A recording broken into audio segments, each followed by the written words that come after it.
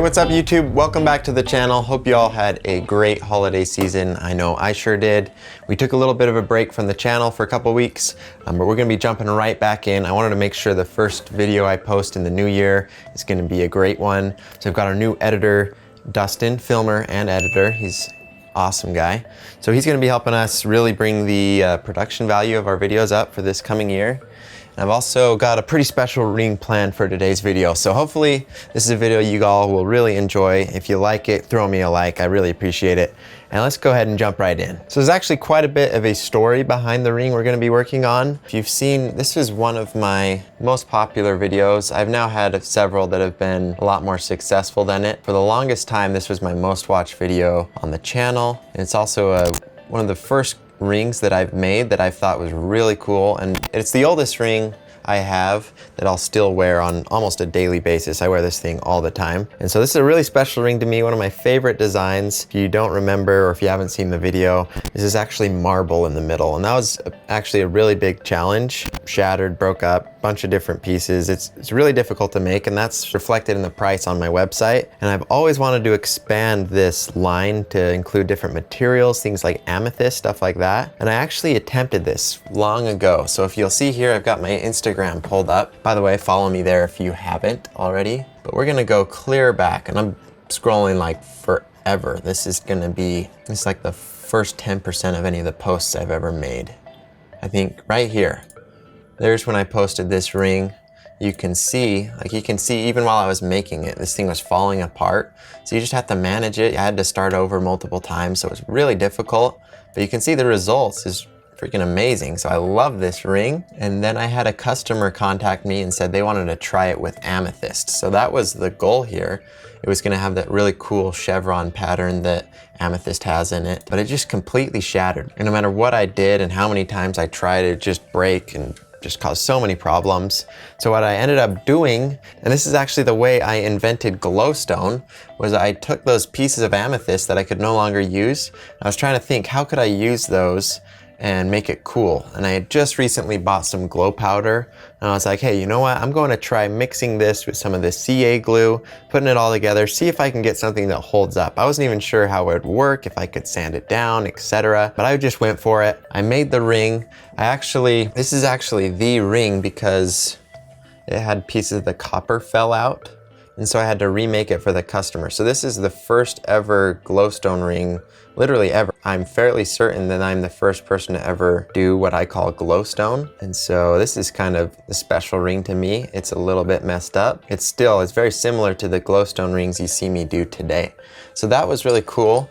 I ended up remaking it in a very similar fashion to that guy, and that was very popular. Everyone really loved that ring. So those are a really fun ring. They look really unique and they look professional and awesome. They glow in the dark, which is amazing, and they are at a much lower price point than most of my other rings. So it just ended up being the perfect combination.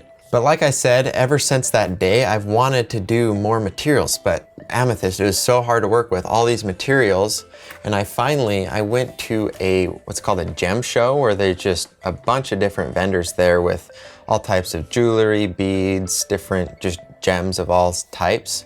And I found these really cool rings. Like this one, this is amethyst. It's pure amethyst, and it is cut. I don't know how they do that. I'm sure they just have some very specialized equipment that they do it with, but it's cut to the perfect size and shape that I would need in order to make a ring like the copper and marble one, just using amethyst. So that's what we're going to do today. I've got all these different materials here, and I think I'm going to be using the lapis. This has some really cool contrast to it. It's this blue color, and then it's got these silvery gold flakes inside of it. So very interesting material. It's a very solid dark color. And then we're going to use, these are just pre-cut out copper blanks that I've got here. So we're gonna flank it with those. And then we'll also add carbon fiber on the inside as well as the outside edges, just like you see here. And that'll make for a really strong ring, and it'll make it really comfortable and just hold everything together, add some cool dark contrast to it. So I think it's gonna look really cool. And at least for now, I'm thinking it's gonna make a really good looking ring. And I know you guys are gonna wanna see it on the site, but I just don't know. Like I said, these are all the rings that I've got from this person. I've got their contact information, but I'm not sure what kind of supply is available on these. So if I could buy these in just the right sizes and in all the quantities I'd need, I'd be definitely open to putting them on my site. For now, I'm just not sure if that's feasible, but let me know in the comments if you are interested, and I'll do my very best to see what I can do. But I think that's enough talking for now, guys. Let's go ahead and get started on this project. All right, so I've got the slab of carbon fiber here. This is actually 2 slabs glued together. I just did a really quick job gluing these together. It's not meant to hold together perfectly. After I cut it out, I'm going to separate the 2, but this just saves me the trouble of having to clamp 2 different pieces on and then having to tighten and undo all of the different hole saws that I'll need. And so here's all my hole saws here. I've got these 2 as well. So I just selected these from here. I've got all of the different sizes in here. I just ordered a ton of these off of Amazon. And I've got these 2. These are gonna be perfect for the dimensions we want for this ring. So I'll cut out the first inner circle on the slab first, and then I'll cut out the outer diameter with the bigger one second.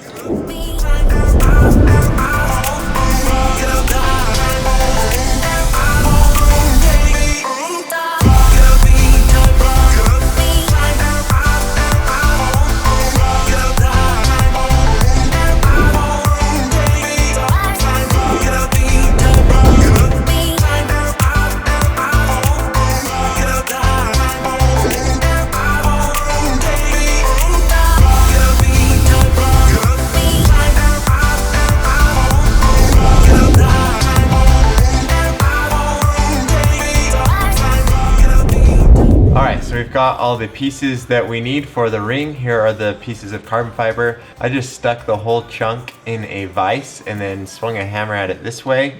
It separated the 2 pretty easily, and then now we will be able to work on the 2 pieces individually. We just need to cut these to shape in order to fit our materials on the ring. So I'm going to be doing most of this on the lathe. I'll do a bunch of nice close-up shots and everything so you guys can get a really good look at how I'm doing everything.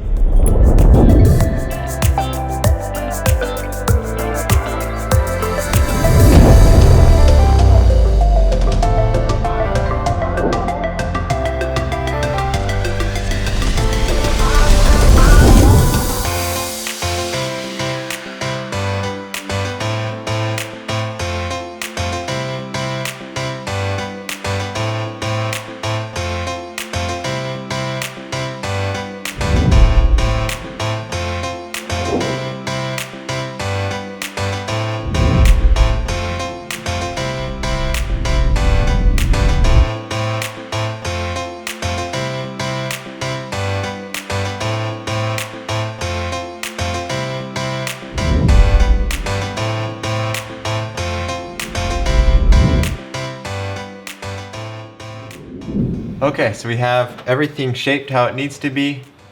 Got these here.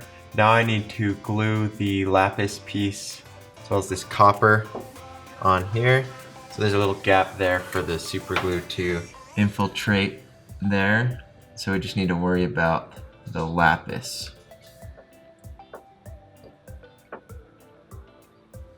I'm doing a fairly small amount all the way around. It's already a really nice snug fit, so there's not much room for glue. There'll be less cleanup if less of it squeezes out. There we go. And I'll just press this on here. Perfect. Now, these halves need to be joined together. So I'm going to do the same thing over here. Thin bead of glue all the way around. There we go. I need these to fuse together, both halves here. Small amount here. Now I'm ready to go. Bit of pressure on it, make sure everything is connecting evenly. Don't want there to be any air gaps. So I'm inspecting every single section of the ring. Everything's looking really good so far. This is a good sight to see. Okay, perfect. I'm gonna hit it with a little bit of super glue accelerator. That should be permanently fused together. Now we'll switch back over to the lathe and then trim down the outside, sand and polish it, and then take care of the inside.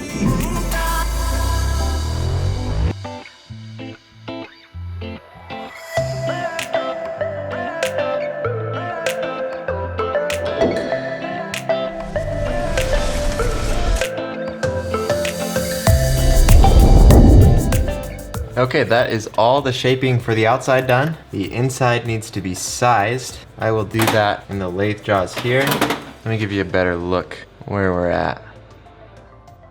So it's looking really good. We still need to polish it up and then it'll really pop all the colors, especially the lapis will look a lot better. And then just like I said, the inside, and then this will be done. So I'm being really careful putting this in these jaws. I don't want to crack anything. Put in there really lightly. And then we'll just sand it to size. There we go.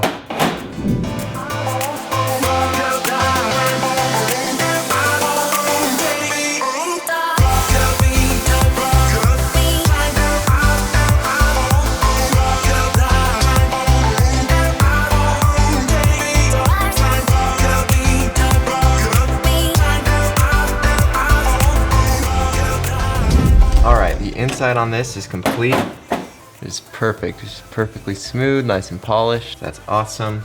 Now we need to switch it back over to this and we'll do a final polishing on the outside.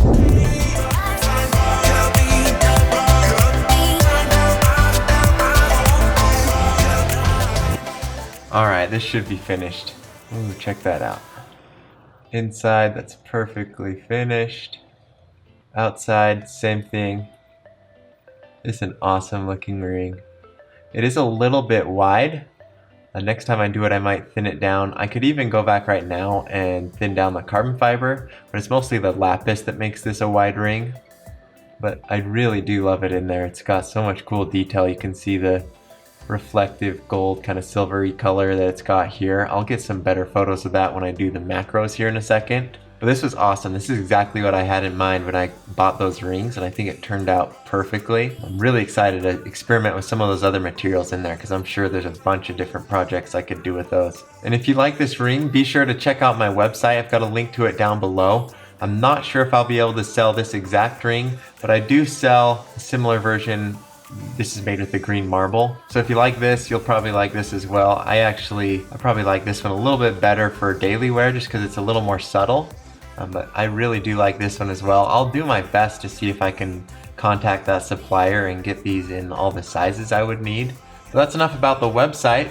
If you like this video, make sure to leave a comment down below letting me know what your thoughts were, some suggestions. Those are always super helpful for me. They really help me make my videos better. So I'm not gonna get offended if it's a little bit rude or whatever. I just like anything that's helpful. So leave whatever comment you have down there. If you like the ring, that's awesome. I love hearing that as well. And then last thing before I go, make sure you're following me on Instagram. And as you guys may have picked up on, I do like to leave little Easter eggs at the end of my videos. So for this week's video, if you go to my Instagram and the first person to comment, "I love lapis," I'll send you a $20 Amazon gift card.